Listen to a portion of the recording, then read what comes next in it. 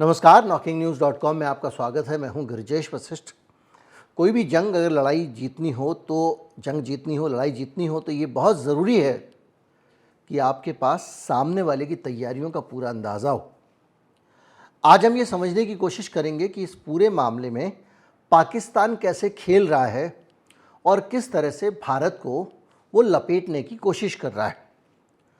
हमारे पास जो खबरें आती हैं हमारे मीडिया की तरफ से, उन खबरों में सब कुछ एक अलग ही तरीके से होता है, एक अलग ही तरीके की, जिसको लंतरानी कह सकते हैं, कुछ चैनलों पे चलती रहती है। कोई ये तीर लेके, कोई रॉकेट लेके गाली दे रहा है, ये कर रहा है, वो कर रहा है। लेकिन हो ये रहा है कि पाकिस्तान ने, वो आपको एक उदाहरण देता हूँ। कई बार आपने देखा होगा कुछ लोग क्या करते हैं कि वो शरारत करते हैं और किसी बड़े की ओट में छिप जाते हैं, देखो मुझे मारा, देखो मुझे मारा करके। तो ये जो हुआ पहलगाम में, ये सीधे सीधे दुनिया जानती है पाकिस्तान का काम है, और इसमें कोई शक नहीं कि ये काम अगर पाकिस्तान नहीं करेगा तो कौन करेगा। भारत में आतंकवाद एक्सपोर्ट कौन कर रहा है? पाकिस्तान कर रहा है। आतंकवादी एक्सपोर्ट वहीं से हो रहे हैं। तो वो जो पूरी सीन है वो ये है कि पाकिस्तान जो है वो अब पूरी दुनिया के सामने एक भला आदमी बन के दिखाने की कोशिश कर रहा है, और ये कह रहा है कि ये मुझे मार रहे हैं, मुझे इनसे बचा लो, ये मुझे मार रहे हैं, उनसे बचा लो। अब दूसरी तरफ ये भी कहता है मुझे मारा भाई तो मैं भी देख सर तोड़ दूंगा, फिर छिप जाता है, कह रहा है मुझे मार रहा है, बचा लो। अब ये जो रणनीति है किस तरह से भारत के लिए एक परेशानी खड़ी कर रही है, इसको हम समझेंगे। वह ये कि पाकिस्तान के अब आप सोचिए, सूचना मंत्री ने कहा कि उनके पास खुफिया जानकारी है कि भारत 24 से 36 घंटे के अंदर पाकिस्तान पे हमला कर देगा। अब आप सोचिए, यानी ये मुझे मार देगा, मुझे इससे बचा लो, ये बयान दे रहे हैं। और ये सेम काम मेरे भारत के देशभक्त मीडिया, जो अपने आप को देशभक्त कहते हैं, दूसरों को गद्दार कहते हैं, पाकिस्तान भेजने की बात करते हैं, वो मीडिया भी कह रहा है। यानी पाकिस्तान जिस नैरेटिव को लेके चल रहा है, और ये नैरेटिव लेके वो अकेला नहीं चल रहा है, दुनिया के देशों में घूम रहे हैं, वो दुनिया के देशों से बात कर रहे हैं और बार बार ये कह रहे हैं कि हम जांच में सहयोग करने को तैयार हैं, हम भारत के साथ 1-to-1 बातचीत करने को तैयार हैं। आप जो है भारत को समझाओ कि टेंशन ना करे। दुनिया के 10 देशों के पास जाके ये बात बोल चुका है, और वो ये कह रहा है कि ये हम पे हमला करना चाहते हैं। हमारी इमेज ऐसी बना दी है गुंडे वाली कि हम किसी को जाके ठोकने पीटने में घूम जा रहे हैं। जितना उनका हाथ है उतना हाथ यहाँ वालों का है।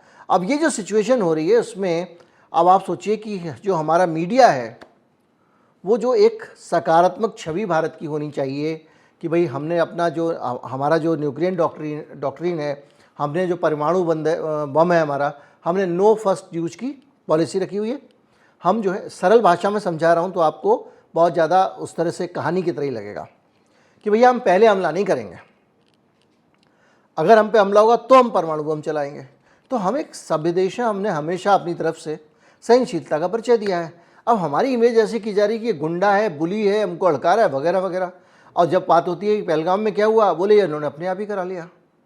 इस तरह की चीज़ें लगातार चल रही हैं, फॉल्स फ्लैग और पता नहीं क्या क्या बोल रहा है। अब वो पाकिस्तान जब ये पूरी सिचुएशन क्रिएट कर रहा है तो उसका दबाव किस पे आ रहा है? उसका दबाव आ रहा है भारत के ऊपर। भारत के ऊपर दबाव इस तरह से आ रहा है कि दुनिया के जितने भी देश हैं वो भारत को बार बार कह रहे हैं भैया शांति रखो, शांति रखो, संयम से काम लो। मतलब हमको हर आदमी ज्ञान दे रहा है। क्यों दे रहा है? कि वो आदमी जाके कह रहा है भैया ये तो मारपीट करेगा, मारपीट करेगा, मारपीट करेगा। तो हर आदमी आके कह रहा है शांत हो जाओ, शांत हो जाओ, गद्दाधारी शांत हो जाओ। अमेरिका कह रहा है कि भारत में जो है वो भारत को संयम और शांति से काम लेना चाहिए। दोनों देश न्यूक्लियर पावर हैं, आत्मनियंत्रण रखिए। अब आप सोचिए, इससे गंभीर खतरा पैदा नहीं होना चाहिए क्षेत्रीय शांति के लिए। अब जब अमेरिका ये कहता है तो वो ये एक तरह से एक हमारे ऊपर जिम्मेदारी हो जाती है कि भैया कुछ गड़बड़ हुआ तो बाद में यही कहेंगे कि देखो तुम ही जो है, तुमको हमने मना किया था, तुम नहीं माने। इसी तरह से रूस, और वो बार बार कह रहा है कि सैन्य संघर्ष से बचो, क्षेत्रीय स्थिरता बनाए रखो। सब लोग कह रहे हैं कि जो हुआ है कश्मीर में गलत हुआ है, उसकी निंदा करते हैं, भारत जो है उसको अधिकार है आत्मरक्षा का, सब बोल रहे हैं शांति रखो, पाकिस्तान से पंगे मत लो। और ये काम पाकिस्तान लगातार अपने डिप्लोमेटिक एफर्ट से कर रहा है। चीन वो कह रहा है कि संयम बना के रखो, कोई भी संघर्ष दोनों देशों के लिए क्षेत्रीय अस्थिरता पैदा कर सकता है। इस पूरे इलाके में अस्थिरता आ जाएगी। यूरोपियन यूनियन कह रहा है कि किसी भी सैन्य कदम से बचें और विवादों का हल शांतिपूर्ण तरीके से निकालें। द्विपक्षीय वार्ता और संवेदनशील संवाद से बचें। संयुक्त राष्ट्र कह रहा है, वहाँ के सुरक्षा परिषद ने भारत और पाकिस्तान से संयम रखने की अपील की है। अब आप सोचिए, मध्य पूर्व के देश पता है कौन कौन से हैं? सऊदी अरब, यूएई, कुवैत ने भी भारत से कहा है कि भैया शांति बनाए रखो पाकिस्तान के साथ में। पाकिस्तान को भी कहा है कि भैया थोड़ा ठंड रख। ये सारी चीज़ें जो हैं, इसके बीच में जब पूरी तरह से एक तनाव हो गया इलाके में, ऑस्ट्रेलिया कह रहा है कि संयम बरतो, ब्रिटेन ने कहा है कि शांति बनाए रखो। ये सिर्फ ज़्यादातर लोगों की भाषा एक है। अब हो ये रहा है कि सारी दुनिया में ये मैसेज है कि भैया इनके बीच में कुछ गड़बड़ होने वाला है। लेकिन जो गड़बड़ होने वाली है वो गड़बड़ ये करेगा, ये करेगा, ये करेगा करके पाकिस्तान ने भारत को बुरी तरह से बदनाम कर दिया है। अब समस्या ये है कि ये पूरी की पूरी जो एक हालात खड़े कर दिए, जो परिस्थितियां पैदा कर दी हैं, उसका मुकाबला भारत कैसे करे। अब एक प्रेशर इंटरनल ये भी है, मैंने आपको बताया कि जाति जनगणना आया तो उससे कुछ मामला ठंडा हुआ, लेकिन ये जो एक तबका है ना, मारो मारो मारो वाला, ये चैन से जीने नहीं देता। और भारतीय जनता पार्टी की और मोदी जी की सबसे बड़ी दिक्कत ये है कि उनका जो समर्थक तबका है वो ही मारो मारो वाला तबका है। ये तो स्टेडियम में भीड़ खड़ी होती है और मारो मारो करती है, ये उस तरह की भीड़ जो है वो बीजेपी के समर्थकों की है। अब अगर कुछ मारेंगे नहीं तो वो निराश हो जाएंगे। अब समस्या ये उनको भी संभालना है। एक जेस्चरिंग की, भैया आर्मी अपना सुने, कब करना है ये भी आदमी तय कर ले, क्या करना है ये भी आदमी तय कर ले, और कहाँ करना है ये भी आदमी तय कर। ऐसे कह के पीछा तो छोड़ा है मोदी जी ने, लेकिन पीछा छूटता है क्या? नहीं छूटता है। तो नतीजा ये हो रहा है कि अब एक प्रेशर है, उस प्रेशर के बीच में आपको कुछ ना कुछ करना है। लेकिन क्या करना है? ऐसा करना है कि ये दुनिया वाले जो हमको कह रहे हैं ना, शांति रखो शांति रखो, पंगा मत लेना, ये लोग ये ना कहने लगें कि यार ये तो वाकई एरोगेंट है, पाकिस्तान सही कह रहा था, ये तो पकड़ के सूद देता आदमी को। ये मैसेज नहीं जाना चाहिए ना भारत के लिए, ये बड़ी समस्या है। अच्छा, अगर आप कुछ कर भी देते हो तो पाकिस्तान के पास बहाना है, उसके बाद वो चाहे तो फुल फ्लेजेड वॉर छेड़ दे, कितनी भी बड़ी, क्योंकि उसको एक, देखिए लोग ये कह रहे हैं कि वो युद्ध में बर्बाद हो जाएगा, लेकिन एक पहलू को मत भूलिए, जब कोई आर्थिक रूप से कंगाल देश हो रहा होता है तो उसकी अर्थव्यवस्था ही चल जाती है। इससे दुनिया भर के देश पैसा देते हैं, मदद देते हैं। जो लोग भी उनके साथ खड़े होंगे, उनके सहयोगी होंगे, जो आज 2 रुपये नहीं दे रहे होंगे, युद्ध के नाम पे देंगे। यूक्रेन को कितना पैसा मिला दुनिया से, तो वो हो सकता है कि उसको ये लग रहा हो कि अगर होगा, और अगर फुल फ्लेजेड वार हुई तो हम दूसरे संकट में खड़े होंगे। संकट ये है कि भारत का मोर्चा, हमने क्या किया, डिप्लोमेसी के फ्रंट पे या तो कमज़ोरी ज़्यादा दिखा दी या अकड़ ज़्यादा गए, भगवान जाने क्या हुआ। हमारे सारे मोर्चे खुल गए हैं। नेपाल जो है वो आँख दिखाता ही रहता है, और आप लगातार देख रहे हैं वहाँ क्या गतिविधियाँ चल रही हैं। उसने बहुत सारी चीज़ें हमसे लेने के बजाय चीन से लेनी शुरू कर दी है। बहुत सारे रास्ते उसके जो एक्सपोर्ट के रास्ते, क्योंकि नेपाल जो है वो ऐसा देश है जिसके पास कोई पोर्ट नहीं है, यानी उसको समंदर से कोई सामान ना तो भेज सकता ना मंगा सकता, तो उसको चीन के ज़रिए एक्सेस मिल गया समंदर का, उसने चीन से ले लिया, जबकि एक तरह से भारत का अंग था। और मैं अभी जब गया था भारत समिट में तो मेरी बहुत सारे प्रबुद्ध लोगों से बात हुई, तो अंदर की कुछ बातें पता चली।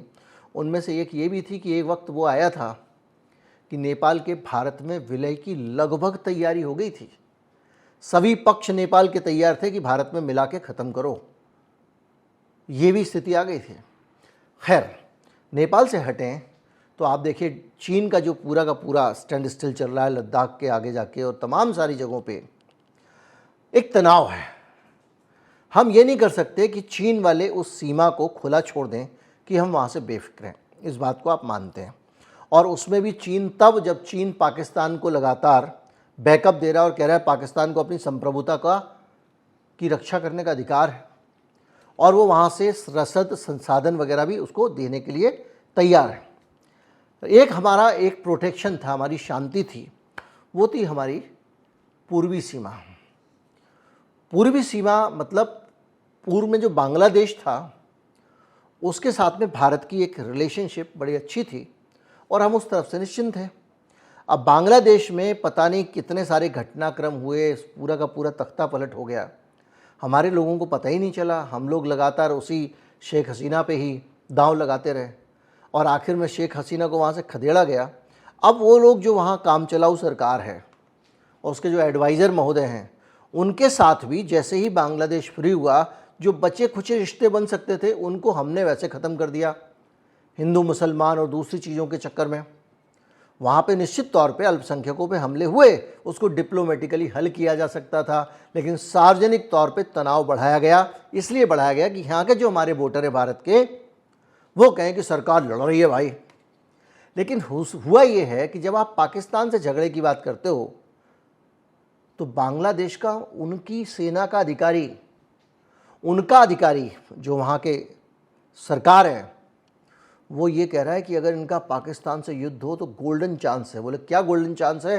बोले चिकन नेक पे कब्जा करके, मैं बताया था आपको चिकन नेक कौन सा गलियारा है, वहाँ पे चढ़ जाएंगे हम चीन की मदद लेके और पूरा का पूरा नॉर्थ ईस्ट जो है वो हम कब्जा कर लेंगे। आप सोचिए इरादे। यानी बांग्लादेश इस घात में बैठा है कि आपका पाकिस्तान से युद्ध हो और वो भारत के नॉर्थ ईस्ट के 7 राज्यों को हड़प जाए। मतलब अगर फेसबुक पे एक आदमी प्रॉपर पोस्ट लिख के एक जिम्मेदार अधिकारी सरकार का बोल रहा है, वहाँ का कोई भी व्यक्ति, वहाँ जो एडवाइज़र हैं इस वक्त, कोई भी व्यक्ति इसका खंडन नहीं कर रहा, उसको गलत नहीं बता रहा है, इसका मतलब इसको सीरियसली लेने की ज़रूरत है। तो अब आपके पास जो आर्मी है, अब कहाँ कहाँ लगाओगे? आप सोचो, बंगाल, चीन, बांग्लादेश और पाकिस्तान, तीनों सेना पे आप अपनी आर्मी लगानी पड़ेगी आपको, और तीनों तरफ आपको अलर्ट रहना पड़ेगा। लेकिन आर्मी की स्थिति क्या है? आर्मी की स्थिति ऐसी हो गई है जिसको लेकर और ज़्यादा चिंता है। अब हमने जो अपनी आर्मी चुनी, बहुत दुनिया चिल्ला रही थी अग्निवीर अग्निवीर अग्निवीर के चक्कर में मत पड़ो भैया, परमानेंट फौजी रख लो। अब ये टेम्परेरी फौजी रखें जिनको 4 साल में 75% को नौकरी से निकाल देते हैं, कॉन्ट्रैक्ट पे रख रहे हैं। अब नतीजा ये हुआ है कि जिनको रखते हैं उनको, जो प्रोफेशनल सेना वाले हैं, वो उन पर ट्रस्ट नहीं कर पा रहे हैं। तो जब ये चारों को बॉर्डर पे लड़ना होगा तो इन लोगों को वहाँ नहीं भेजा जाएगा, इनको पीछे जो एडमिनिस्ट्रेटिव काम वगैरह देंगे, क्योंकि ज़्यादातर कमांडर उतना भरोसा नहीं करते कि अग्निवीर को लेके वो बॉर्डर पे चले जाएं। उस पाकिस्तान की सेना का या बांग्लादेश की सेना का या चीन की सेना का मुकाबला करने के लिए जो एक फुल टाइमर और ट्रेंड सेना है। अब नतीजा ये हुआ है कि विशेषज्ञ जो सैन्य होते हैं, मतलब जो एक्सपर्ट फौजी होते हैं, उनकी कमी हो रही है। अग्निवीर योजना के कारण हमारे पास में कम अनुभवी सैनिक हो गए हैं। 2023 में भारतीय सेना में, जो भारत की सेना है, उसमें करीब 14 लाख सैनिक थे। है तो वो दुनिया में चौथे नंबर पे, लेकिन जो लगातार तनाव बढ़ रहा है, चाहे वो चीन के सीमा कहेंगे या उनका LAC है वहाँ पे बढ़ रहा हो, या LOC में बढ़ रहा हो, कश्मीर में जिस तरह से सुरक्षा की चुनौतियाँ हैं, बांग्लादेश में सुरक्षा की चुनौतियाँ हैं, आपको श्रीलंका के बॉर्डर पे भी अलर्ट ही रहना है क्योंकि वहाँ पे ही हम्मन टोटा और चीन हो गया, पाकिस्तान, बांग्लादेश। अब इस हालत में क्या हो गया है कि हमारी जो बहुत सारी चीज़ें एक गंभीर चुनौती बन के खड़ी हो गई हैं। अब आप कहेंगे साहब पाकिस्तान के साथ में, तो थोड़ा हम आंकड़ों में डीप जाते हैं, उसके बाद आगे बढ़ेंगे। तो नियंत्रण रेखा पर 300 से ज़्यादा बार पाकिस्तान की संघर्ष विराम का उल्लंघन हो चुका है, यानी हमको वहाँ अलर्ट रहने की ज़रूरत होती है। और जो हमारे मिलिट्री और डायरेक्टर ऑफ जो DG ऑफ मिलिट्री ऑपरेशन होते हैं, director general of military operation, उनके बीच में बातचीत अभी शुरू हुई है पहलगाम के बाद में फिर से, ये एक अच्छा संकेत है। लेकिन इसके कारण बार बार हम उनको बोल रहे हैं कि भैया बगैर उकसावे के संघर्ष विराम तोड़ा जा रहा है। चीन की तरफ 2020 में जो गलवान वाला संघर्ष हुआ था, उसके बाद से 50,000 सैनिक और भारी हथियार वहाँ पर हमारे फिक्स हो गए। इसी तरह से चीनी विदेश मंत्रालय भी तरह तरह के बयान देता रहता है और पाकिस्तान को सपोर्ट करता रहता है। बांग्लादेश में भी जो भारत विरोधी प्रदर्शन हुए उसमें 10,000 लोग शामिल हुए और हिंदुत्व की नीतियों के खिलाफ ये प्रदर्शन थे, ये कड़वा सच है। और उस वजह से बांग्लादेश की सीमा आपकी क्या है, सेंसिटिव है। अब 40,000 सैनिक हम 2024 तक अग्निवीर में भर्ती कर चुके हैं, और जैसा मैंने आपको बताया कि एक्सपर्ट जो हैं वो नहीं है ये 40,000 लोग। तो जाहिर बात है कि अब इनके ऊपर ज़्यादा भरोसा जो सीनियर अधिकारी हैं वो करना अवॉइड करेंगे। 4 साल की सेवा के कारण इनके पास एक लंबा एक्सपीरियंस नहीं है। अब अगर आप रक्षा बजट मिलाएं तो पाकिस्तान का तो हमसे कम है, लेकिन चीन जो उसको मदद कर रहा है, भारत का रक्षा बजट जो है 73 अरब डॉलर है और चीन का 296 अरब डॉलर है। तो हमारी जो सिचुएशन है वो ये है कि हम ये नहीं कर सकते कि हम तीनों फ्रंट पे लड़ जाएं, और इस मामले में तीनों फ्रंट एक दूसरे से जुड़े हुए हैं, क्योंकि जो सरकार आई है बांग्लादेश में वो पाकिस्तान की समर्थक सरकार है। जो ऐतिहासिक आज़ादी थी पाकिस्तान से बांग्लादेश की, उसी बांग्लादेश की अब की सरकार उस गुलामी को बेहतर मानने के लिए लॉजिक देने वाले लोगों से घिरी हुई है। और तीसरा चीन, तो चीन, पाकिस्तान, बांग्लादेश आप देख रहे हो तीनों मिले हुए हैं, यानी हम तीनों फ्रंट हमको खुला हुआ कोई भी नहीं छोड़ सकते, तीनों मोर्चे पे अलर्ट रहना पड़ेगा। और उस हिसाब से हमारे पास सेना की कमी है। अलग अलग एक्सपर्ट कह रहे हैं कि 2020 के पास से फिर कोविड आ गया, फिर दूसरी चीज़ें आ गई, भर्ती हुई नहीं, भर्ती खुली तो हमने फिर ये अग्निवीर वाला मॉडल ले लिया। तो इस पूरी सिचुएशन में बड़ा सारा जोखिम हमारे सामने खड़ा हो गया है। इसके साथ साथ क्या हुआ है कि जब आप एग्रेसिव होगे, जब आप कोई कदम उठाओगे, तो पाकिस्तान जिस तरह से हमारे बारे में इधर उधर प्रचार करता घूम रहा है, बहुत सारे देश ये समझ गए हैं, उनको ये समझाने में कामयाब हो गया है कि भारत से पाकिस्तान को खतरा है। और वो खतरा जो है वो चीन, तुर्की, Saudi Arab, Iran, Azerbaijan, Egypt, Britain, America, रूस, उन सब से 9 देशों से वो समर्थन मांग चुका है। हमको समर्थन किससे मिला है? किसी से नहीं मिला है। हमको क्या मिला है? सीख मिली है, शांति रखो, शांति रखो, शांति रखो। और इस पूरी सीख के बीच में हमारे को जो सबसे बड़ी समस्या है वो ये है कि ईरान क्या बोल रहा है? कह रहा है बीच बचाव करा देता हूँ मैं, आ जाओ, बैठ जाओ, मैं मध्यस्थता करने को तैयार हूँ दोनों देशों के बीच में। अब ईरान की मध्यस्थता क्या करोगे? अजरबैजान बोल चुका है हम साथ में पाकिस्तान के। तो ये पूरा जो एक सीन है ना, वो अपने आप में बड़ा समझाने वाला। अब ऐसे तो बजट अगर आप देखोगे तो 10 अरब डॉलर का कुल बजट है पाकिस्तान का, 73 अरब डॉलर का हमारा है, लेकिन 296 अरब डॉलर वाला चीन भी तो उसके साथ में है। वो तो चाहता ही है कि पाकिस्तान उसके कर्जे में दब जाए, उससे आर्थिक सहायता ले ले, वो तो दे रहा है। क्योंकि पाकिस्तान अगर उसका गुलाम होता है तब तो भारत सबसे ताकतवर दूसरा कौन सा है चीन के बाद में? भारत ही एशिया में, उसको घेरने में आसानी होगी। बड़े सारी चीज़ें हैं इसमें। हम लोग युद्ध के अलावा दूसरा रास्ता अपनाने जाएं तो हमने कुछ ऐसा रिश्ता ही नहीं छोड़ा जिसको हम तोड़ देंगे। हम सारे रिश्ते बिला वजह भी बहुत सारे तोड़ चुके हैं। ऐसे क्रिकेट कम कर देंगे, ये तो नतीजा ये हुआ कि भैया आप किसी के घर आना जाना ही नहीं है, उसको क्या धमकी दोगे? सामाजिक बहिष्कार कर देंगे, तुम उसका पहले ही कर चुके हो। और जो पानी बंद किया है आपने, उस पानी बंद करने को लेकर भी वो दुनिया भर का प्रचार कर रहा है। संयुक्त राष्ट्र तक में पहुंच गया है, मानवीय त्रासदी है, प्यासा मार देंगे, पता नहीं क्या क्या। और उसके बदले में उसने जो बदमाशी दिखाई है वो ये दिखाई है, शिमला समझौते को बोला हमने रद्द कर दिया। 50 चीज़ें हो गई हैं। अब आप बैठ के इन चीज़ों को नेगोशिएट करो, क्योंकि शिमला समझौता है तब तक ही 2 पक्षों के बीच में बातचीत है, तब तक ही कश्मीर मसला संयुक्त राष्ट्र में नहीं उठ सकता। तो ये पूरी की जो सिचुएशन है वो इतनी ज़्यादा उलझी हुई है कि इस सिचुएशन में भारत के लिए मामला बड़ा ट्रिकी बना दिया है पाकिस्तान ने। और पाकिस्तान को ये सब करने में सबसे ज़्यादा अगर किसी ने मदद की है तो इन मोदी जी की सरकार के जो समर्थक हैं, जो ट्रोल्स हैं सोशल मीडिया पर और इस देश का मीडिया। क्योंकि जहाँ पर हमको ये करना चाहिए कि हम किसी से लड़ते नहीं है भैया, हम तो शांति से रहने वाले आदमी हैं, वहाँ पे भी हम कह रहे हैं भारत गिराएगा परमाणु बम, कोई चैनल कुछ चला रहा है, कोई चैनल कुछ चला रहा है, कोई कुछ चला रहा है। और ये माहौल बन रहा है कि भारत के बारे में कि भारत तो गुंडा है। और इसी के कारण और इसी दबाव के कारण एक तरह से देखा जाए तो जो मोदी जी की काम करने की शैली है, जो पॉलिटिक्स है दूसरी है, उसके चक्कर में देश घिर गया है। अब दुआ तो यही करते हैं कि युद्ध ना हो, लेकिन युद्ध करने का रास्ता भारत सरकार के पास भी नहीं। और ये वक्त की नज़ाकत कहती है इस वक्त चुपचाप से बातचीत करके किसी तरह से चीज़ों को काबू में किया जाए और ऐसी बातचीत की जाए जिसमें पाकिस्तान को भी सबक सिखाया जाए। क्योंकि ये जो मसला है आतंकवाद का, ये अपने आप में बेहद घृणित और विवश है। देखिए, आतंकवाद पहले भी था, लेकिन कश्मीर में जब आतंकवाद होता था तो कश्मीरियों के ऊपर नहीं, आम भारतीय के ऊपर नहीं, आतंकवादी जो आर्मी है और पुलिस है उसको टारगेट करते थे, ना कि आम नागरिकों को। पिछले कुछ समय से ये हमला हो, ये एक नया सिलसिला शुरू हुआ है। कब से? जब से हमने 370 हटाने की प्रक्रिया की और धीरे धीरे कश्मीर को खोला। तो याद कीजिए, लाल चौक पे केमिस्ट की दुकान पे केमिस्ट की हत्या कर दी गई थी, बिहार के गोलगप्पे वाले की हत्या कर दी गई थी, वो भी सिविलियंस की हत्याएं थीं, और ये तो इकट्ठी 26 लोगों की सिविलियंस की हत्या है।